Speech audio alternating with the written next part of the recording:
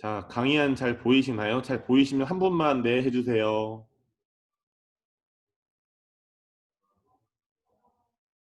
여러분 강의안 잘 보이시나요? 김정현 권사님 보이시면 음소 여시고 네 해주세요. 안 보이시면 안 보인다고 말씀해 주시고. 잘 보여요. 아, 예, 감사합니다. 자, 오늘 저희가 오늘부터 나눌 설교는 이제 오늘부터 시리즈 설교예요. 주제가 하나님의 높은 부르심이라는 시리즈고요. 그 첫 번째로서 성도로의 부르심이라는 제목입니다. 자, 베드로후서 1장 10절부터 11절 말씀이 있는데 네, 읽어주시겠습니까? 그러므로 형제들아 더욱 힘써 너희 부르심과 택하심을 지키라. 너희가 그것을 하는데 어디서 실패하지 아니하리라. 이같이 하면 우리 주 곧 구주 예수 그리스도의 영원한 나라에 들어감을 넉넉히 너희에게 주시리라. 아멘. 여러분 부르심이라는 단어를 들으면 어떤 게 생각나시나요?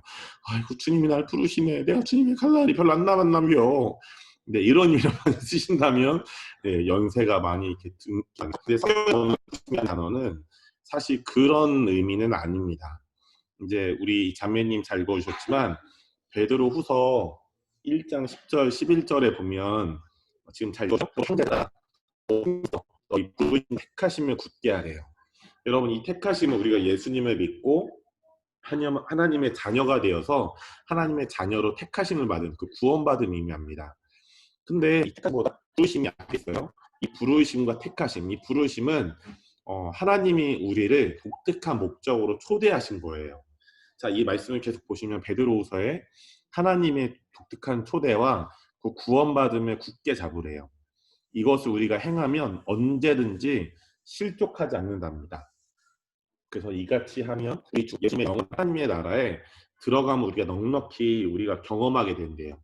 그러니까 우리가 죽어서도 천국에 갈 뿐 아니라 이 땅에서도 하나님의 나라를 풍성히 누리게 된다는 것이죠. 어떻게 하면 하나님의 부르심과 택하심을 굳게 잡으면 여기 헬라어로 클레시스라고 하는데요. 이 클레시스는 초대되었다라는 뜻입니다. 그러니까 부르심은 무엇이냐? 우리를 향하신 하나님의 부르심은 우리를 향하신 인격적인 하나님의 초대인 거예요.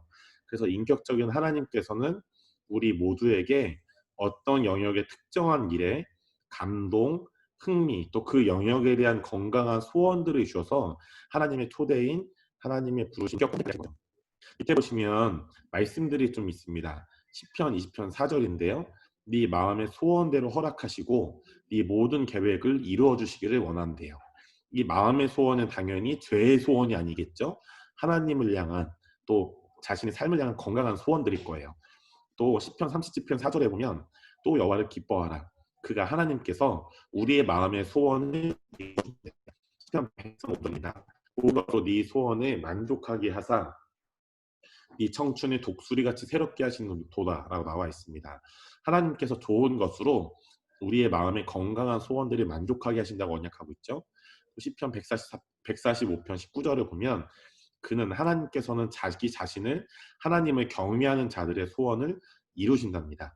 여러분 그렇기 때문에 우리의 마음에 하나님께서 건강한 소원들을 주실 때 이것들을 잘 붙잡으시기 축복해요. 이것이 바로 우리의 뜻입니다.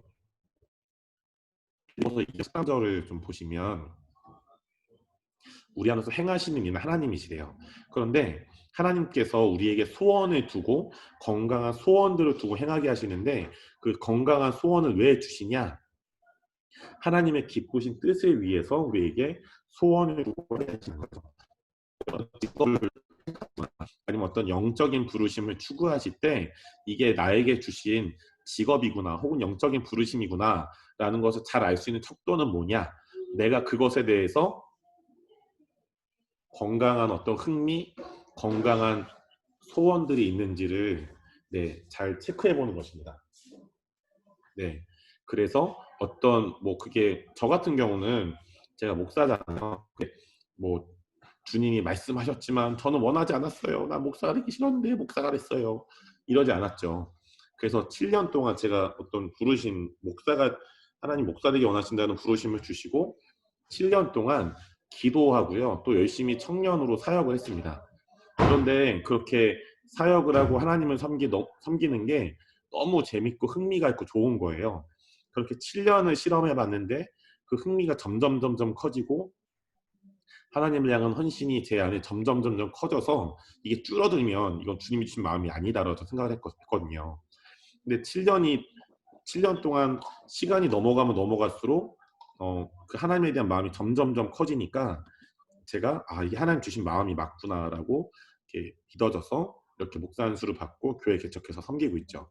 그러니까 여러분들 하나님께서 우리에게 직업이나 혹은 어떤 영적인 부르심, 하나님의 초대를 주실 때 우리에게 뭐 예언이나 꿈이나 환상으로 말씀하실 수도 있어요.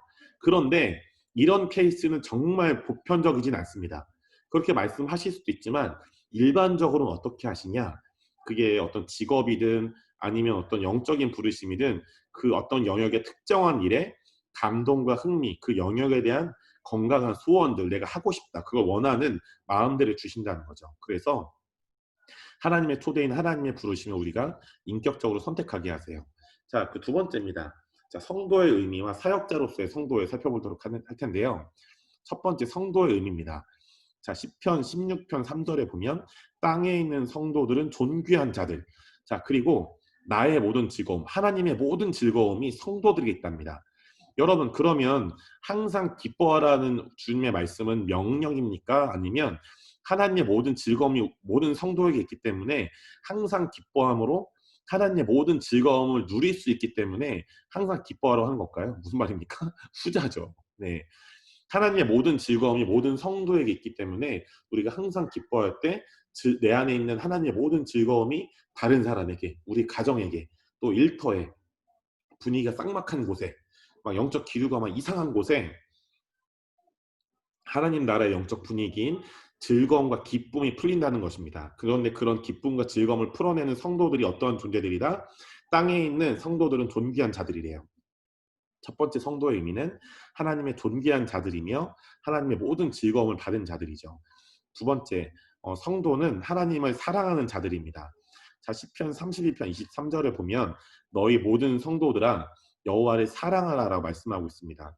왜요? 성도들은 하나님을 사랑하는 부르심을 받은 자들이기 때문이죠. 또 세 번째, 성도는 어떤 존재입니까? 주의 발 앞에서 하나님의 음성을 듣고 순종할 그 음성대로 행하는 자들이에요.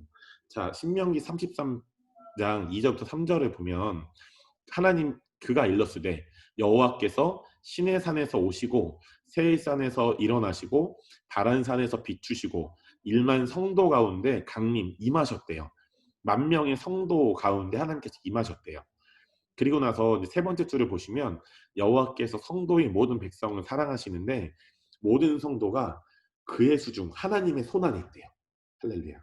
모든 성도가 하나님의 손안에 있는데 모든 성도들이 주의 발 아래에 앉아서 주의 말씀을 받는데요. 여러분, 이 모습이 구약에 나오잖아요. 근데 신약에 누군가 떠오르지 않습니까? 신약에 나오는 마리아가 떠오르시죠. 여러분, 성도가 어떤 존재입니까? 이 신명기 말씀처럼 주님의 발 앞에서 하나님의 음성을 듣고 온전히 순종해서 그 음성대로 행하는 자들이 바로 성도인 것이죠. 자, 네 번째 성도의 의미는 무엇입니까? 하나님에 대한 찬양과 하나님의 말씀을 가지고 하나님의 왕되심을 선포하는 자들이에요. 자, 시편 말씀을 좀 읽어보시죠. 성도들은 영광 중에 즐거워하며 그들의 침상에서 기쁨으로 노래할지어다. 그들의 입에는 하나님에 대한 찬양이 있고 그들의 손에는 두 날 가진 칼이 있도다. 이것으로 곧 나라에 보수하며 민족들을 벌하며 그들의 왕들은 사슬로 그들의 귀인은 철거랑으로 결박하고 기록한 판결대로 그들에게 시행할지로다. 이런 영광은 그의 모든 성도에게 있도다. 할렐루야. 아멘. 자, 성도들은 하나님의 영광 중에 즐거워한대요. 그리고 아까 위에서 본 대로 그들의 침상에서 기쁨을 노래한답니다. 왜요? 하나님의 모든 즐거움이 성도들에게 있기 때문이죠. 여러분, 제가 예수님의 이름으로 축복합니다. 여러분의 삶에 감사와 기쁨을 절대 잃지 않으시길 축복합니다. 왜냐? 하나님의 모든 즐거움이 성도들에게 있기 때문입니다. 그래서 성도들의 입에는 하나님에 대한 찬양이 있고요. 그들의 손에는 두 날 가진 칼이 있습니다. 그래서 이것들로 뒷구절에 쭉 나오는 것은 성도들이 하나님에 대한 찬양, 하나님 말씀을 가지고 하나님의 왕되심을 선포한다는 것이죠. 그러면 우리가 어떤 성도가 되어야 될까요? 요한복음 8장 26절에 보면 예수님 말씀하시죠. 나를 보내신 이가 참되시다. 하나님 아버지가 참되신데 내가 그에게 들은 그것, 그러니까 예수님이 아버지께 들은 것만 세상에 말한대요. 여러분, 우리는 어떤 성도가 되어야 될까요? 하나님께서 우리에게 무언가 보여주시면 보고, 말씀하시면 듣고, 순종하여 행하며 선포하지만, 주께서 말씀하시지 않거나 감동하시지 않은 것들을 하지도 않고 순종하지도 않는, 네, 이런 삼위일체 하나님과 정렬된 성도가 되어야겠죠. 그 아멘이시죠? 밑에 보시면 누가복음 말씀이 있는데요. 차장자매 좀 보십시오. 그들이 길 갈 때에 예수께서 한 마을에 들어가심에 마르다라 이름하는 한 여자가 자기 집으로 영접하더라. 그에게 마리아라 하는 동생이 있어 주의 발치에 앉아 그의 말씀을 듣더니 마르다는 준비하는 일이 많아 마음이 분주한지라. 예수께 나아가 이르되 주여 내 동생이 나 혼자 일하게 두는 것을 생각하지 아니하시나이까. 그를 명하사 나를 도와주라 하소서. 주께서 대답하여 이르시되 마르다야 마르다야 너가 많은 일로 염려하여 근심하나 몇 가지만 하든지 혹은 한 가지만이라도 족하니라. 마리아는 이 좋은 편을 택하였으니 빼앗기지 아니하리라 하시니라. 자, 아멘입니다. 여러분, 이 마리아와 마르다 얘기를 많이 들어보셨죠? 제가 이 본문을 가지고 어디 전통적 교회에 청년부 가서 설교를 하잖아요. 그러면 그 중에 청년부 리더들은 이 말씀을 되게 싫어합니다. 왜냐? 그들이 볼 때는 자기들이 마르다 같거든요. 그리고 청년부에 꼭 일 열심히 하는 애들 있잖아요. 목사님, 저는 데이트도 포기하고 토요일도 포기하고 열심히 교회를 했어요. 이런 사람들 있잖아요. 너무 귀하죠. 다른 반면에 꼭 어떤 사람들이 있습니까? 일 진짜 안 하는 애들이 있어요. 그러니까 그런 리더들이 자기들은 마르다 같이 보이고 일 진짜 청년부에서 안 하는 애들은 마리아 같이 보는 거예요. 여러분, 근데 이 말씀은 그런 의미가 아닙니다. 자, 이 말씀을 좀 다시 설명해 드리면 마르다라고 이름한 한 여자가 예수님을 초대하죠. 39절에 보면 이 마르다한테는 마리아라는 동생이 있었어요. 근데 마리아는 뭘 했나요? 예수님의 발치에 앉아서 그의 말씀을 들었대요. 아까 성도, 그 신명기에 나왔던 성도의 모습과 똑같죠? 그러니까 우리가 추구해야 될 모습은 마리아의 모습인 거예요. 근데 마리아는 주의 발치에 앉아서 그의 말씀을 들었대요. 근데 마르다는 준비한 일이 많아서 마음이 분주했대요. 이거죠. 아, 예수님이 샐러드 뭐 좋아하실까? 샐러드 5개 준비하고, 막 피자 뭐 좋아하실까? 피자를 막 6개 준비하고, 아, 고기 스테이크 뭐 좋아하시지? 스테이크만 7개 준비하고, 막 이랬다는 거죠. 근데 준비한 마음 참 귀하죠. 근데 잘 생각해 보세요.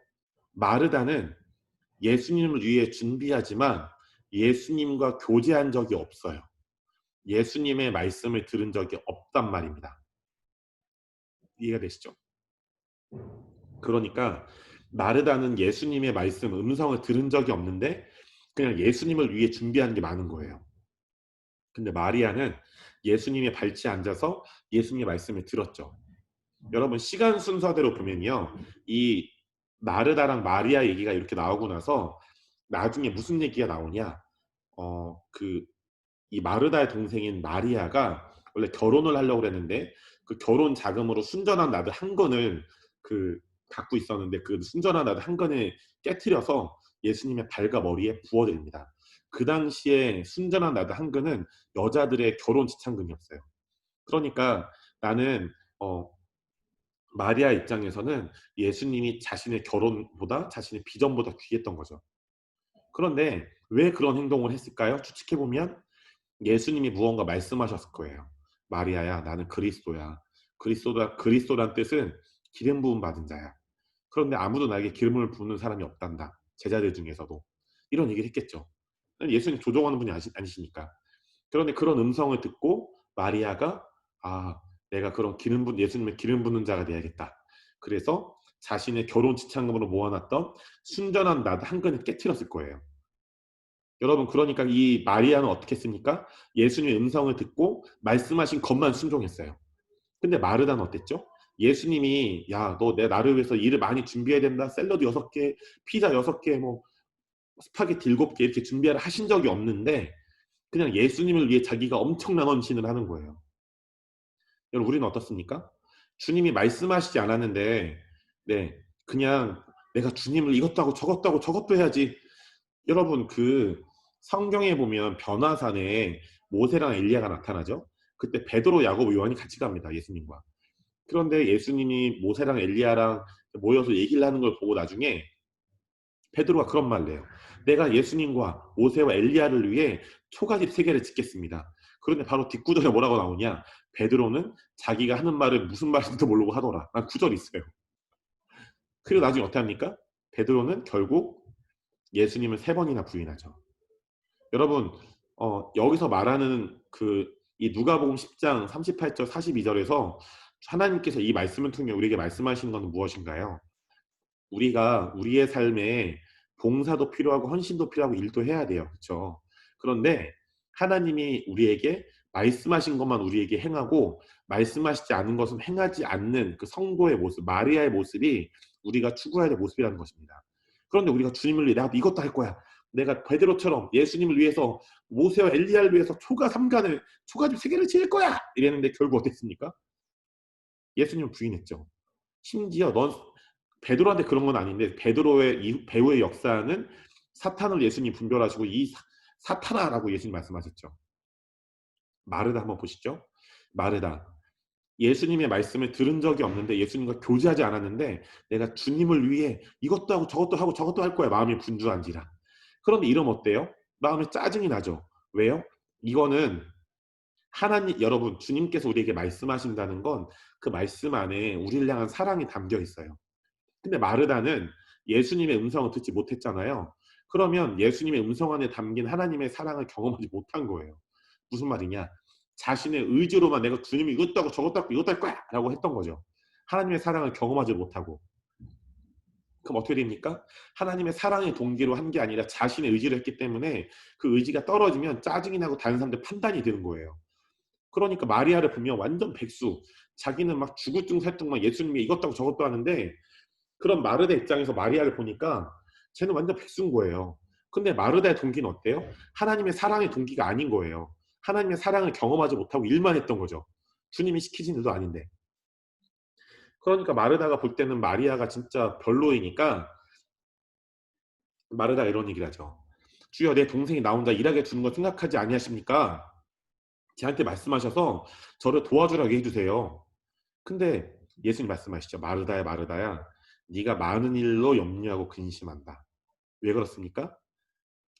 마르다는 예수님의 음성을 듣지도 않았고 그 예수님의 음성에 담긴 하나님의 사랑도 경험하지 못했기 때문에 사랑이 뭐예요? 계속 사랑과 반대되는 염려, 근심, 두려움, 분주함 이런 것만 붙잡는 거죠.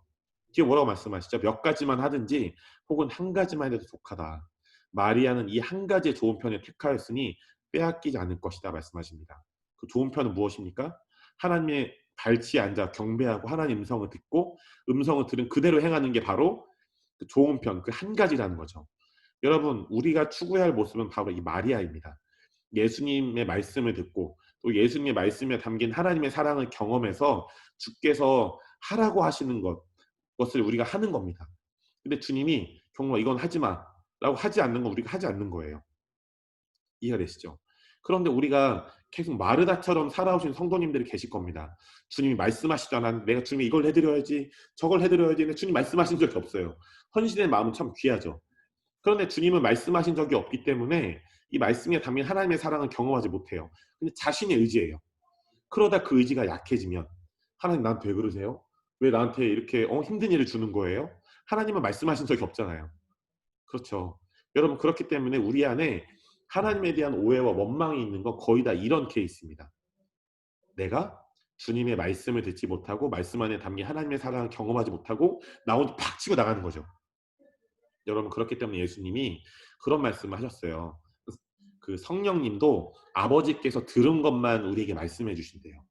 여러분, 그렇기 때문에 마리아처럼 우리가 주님의 발치에 앉아서 주께서 우리에게 말씀하신 것만 온전히 순종하고 말씀하지 않는 것들을 행하지 않는 좋은 경계선을 가진 영적 경계선을 가진 우리가 되길 축복합니다.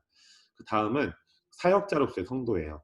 자, 히브리서 1장 7절을 보면 그의 사역자들을 불꽃으로 삼으신대요. 이 사역자라는 단어는 헬라어 레이툴고스라고 하는데요. 이 레이툴고스는 하나님을 경배하는 자들이라는 뜻이 있습니다. 여러분, 모든 그리스도인은 하나님을 경배하는 자, 예배자죠. 그럼 모든 그리스도인이 경배자, 예배자라면 모든 그리스도인은 이 말씀에 따라 사역자인 거예요. 그러면 그의 사역자, 하나님의 사역자들이 모든 그리스도인을 불꽃으로 삼으신다는 거죠. 여러분, 그렇기 때문에 모든 성도들은 사역자인 것입니다. 예, 예를 들면 저 같은 목사는 종교 영역의 사역자인 거고, 또 여러분들은 뭐 정치, 경제, 예술, 엔터테인먼트, 미디어, 가정, 뭐가 있죠 또? 교육. 네. 또 마지막에 이제 종교죠. 종교가 아닌 다른 영역 안에서 여러분들이 사역하고 계신 거죠. 여러분 디도서 2장 14절 말씀이 있는데요. 너무 귀한 말씀입니다. 네, 읽어주시죠. 그가 우리를 대신하여 자신을 주심은 모든 불법에서 우리를 생명하시고 우리를 깨끗하게 하사 선한 일을 열심히 하는 자기 백성이 되게 하려 하십니다. 아멘. 여러분 그가 예수님께서 우리를 대신해서 자신을 주셔서 십자가에 죽으시고 부활하심은 모든 불법, 과거, 현재, 미래, 또 모든 저주, 모든 죄와 저주에서 그게 모든 불법이죠. 우리를 속량, 죄와 저주를 해결하실 뿐 아니라 이거를 거룩한 교환을 통해 바꾸셔서 죄를 의로움으로 저주를 축복으로 바꿔서 우리에게 주셨다는 거예요. 여러분 속량이란 단어는 시장에 가서 돈을 내고 그 돈에 합당한 물건을 받다라는 뜻이 있습니다. 그래서 예수님 십자가에 죽으시고 부활하셔서 모든 죄를 우리에게 의로움으로, 죄사함으로, 모든 저주를 축복으로 바꿔서 우리에게 주셨죠. 그래서 우리를 깨끗하게 하셨대요. 여러분 그렇기 때문에 우리 더 이상 우리 안에 과거, 현재, 미래와 또 죄와 과거, 현재, 미래의 죄와 저주가 더 이상 우리게 아닌 것입니다. 우리는 예수님으로부터 의로움과 죄사함과 축복을 받았죠. 또 깨끗함을 받았습니다. 거룩함을 받은 거죠. 그래서 더 이상 우리가 마귀의 자녀가 아니라 하나님의 자녀가 되어서 우리가 깨끗하게 되었는데, 이렇게 해서 하나님 무엇을 원하시냐?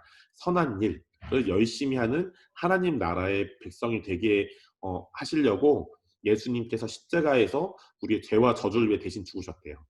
여러분 그렇기 때문에 여러분이 예수님 믿고 구원 받으셨다면 여러분은 반드시 사역자인 것입니다. 여러분 여기서 말씀드리고 싶은 건 뭐냐면, 여러분 교회는, 저희도 지금 교회로 모여 있잖아요. 교회는 훈련받는 센터지 교회에서 사역하는 곳이 아닙니다. 여러분 교회는 사역을 훈련받는 곳이에요. 여러분은 어디서 사역을 하시냐?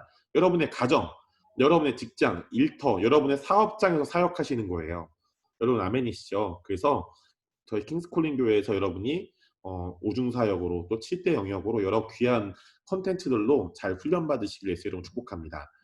자, 여러분 사도적 성도로의 부르심입니다. 로마서 1장 5절에 보면 그로 말미암아 예수님 때문에 우리 모두가 은혜와 사도의 직분을 받았대요.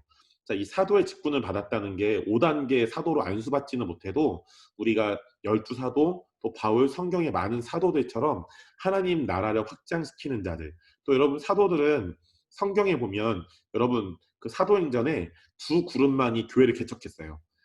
사도행전에 보면 안수받은 목사가 교회를 개척한 게 아니라요, 사도들과 성도들이 교회를 개척했습니다. 그럼 무슨 말이냐?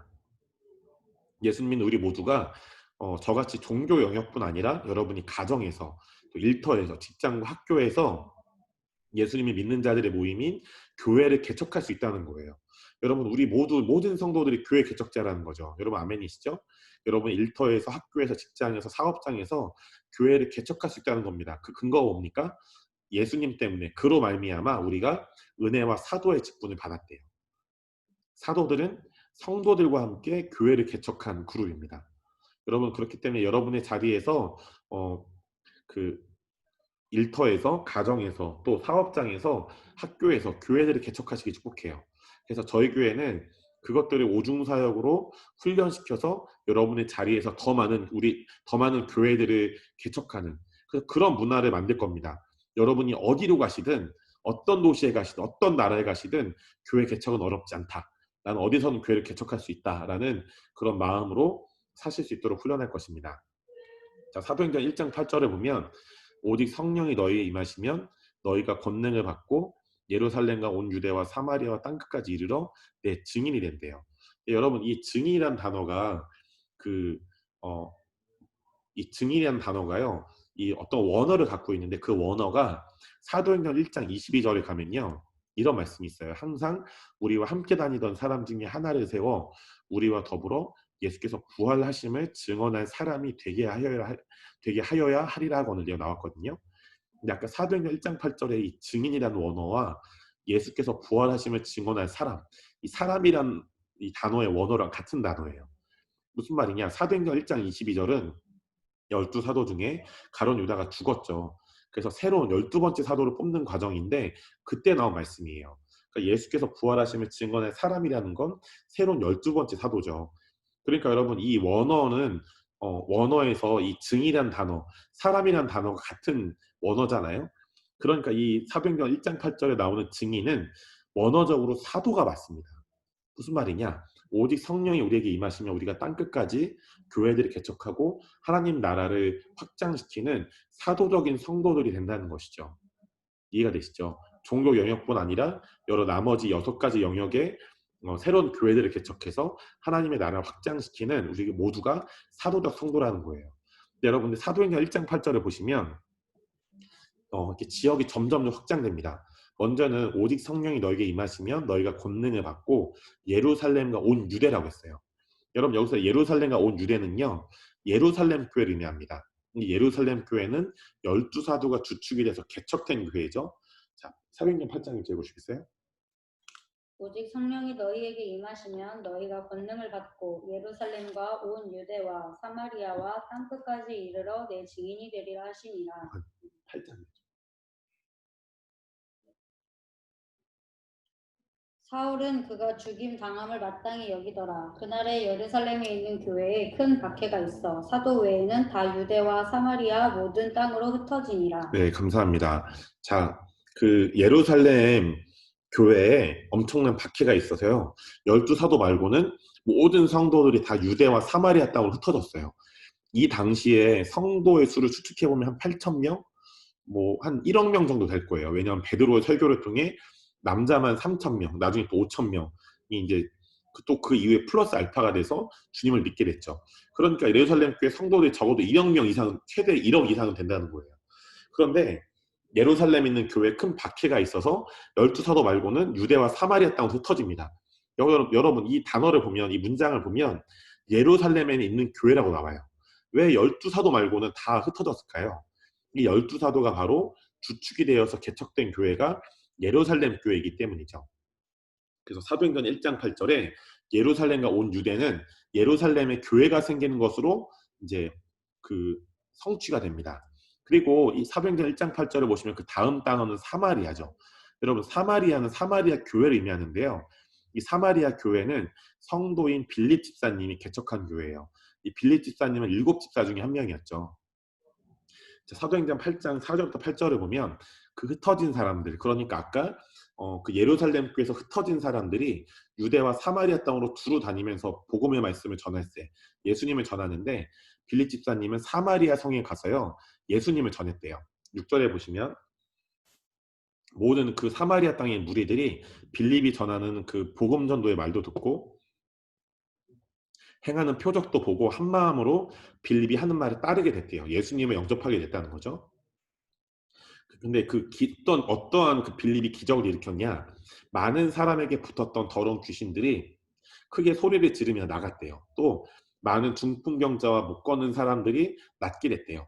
그러니까 이들은 다 예수님을 안 믿었는데 귀신 들려 있었고 예수님 안 믿는데 아팠던 사람들. 그런데 빌립이 그들에게 먼저 예수님을 전한 게 아니라 병을 고치고 귀신을 쫓아서 예수님을 영접한 거죠. 이것을 능력전도라고 합니다. 이런 능력전도를 통해 그 성에 큰 기쁨이 있었대요. 그래서 어떤 결과가 생기나요? 사도행전 9장 31절에 그리하여 온 유대와 갈릴리와 사마리아 교회가 평안하여 든든히 서가고 놀랍죠. 그 뒤에 보시면 주를 경외함과 성령의 위로로 진행하여 수가 더 많아졌대요. 부흥케 됐답니다. 여러분 그렇기 때문에 이 사마리아 교회에는 사도들이 개척한 교회가 아니라 성도인 빌립 집사님이 개척한 교회예요. 여러분 다시 정리. 예루살렘과 온 유대는 12사도가 주축이 돼서 개척된 교회, 예루살렘 교회를 의미하죠. 다음 지역인 사마리아는 성도인 빌립 집사님이 개척한 교회를 의미합니다. 사마리아 교회를 의미하죠.